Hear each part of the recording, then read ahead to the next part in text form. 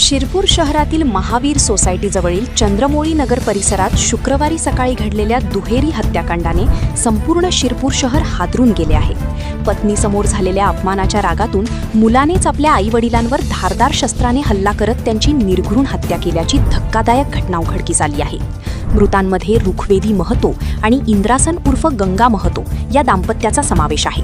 या प्रकरणी पोलिसांनी आरोपी मुलगा चंदन महतो याला ताब्यात घेतले असून पुढील तपास सुरू आहे. मिळालेल्या माहितीनुसार घरगुती कारणावरून आरोपी चंदन आणि त्याच्या आईवडिलांमध्ये वाद झाला होता. पत्नीसमोर अपमानास्पद बोलल्याचा राग मनात धरून आरोपीने संतापाच्या भरात धारदार शस्त्र उचलत आईवडिलांवर सपासप वार केले. या हल्ल्यात दोघे गंभीर जखमी झाले. घटनेनंतर परिसरातच एकच खळबळ उडाली. जखमींना तातडीने उपचारासाठी रुग्णालयात दाखल करण्यात आले, मात्र डॉक्टरांनी त्यांना मृत घोषित केले. घटनेनंतर आरोपी फरार होण्याच्या प्रयत्नात होता, मात्र परिसरातील सतर्क नागरिकांनी धाडस दाखवत त्याला पकडून पोलिसांच्या स्वाधीन केले. घटनेची माहिती मिळताच शिरपूर शहर पोलिसांनी घटनास्थळी धाव घेत पंचनामा केला.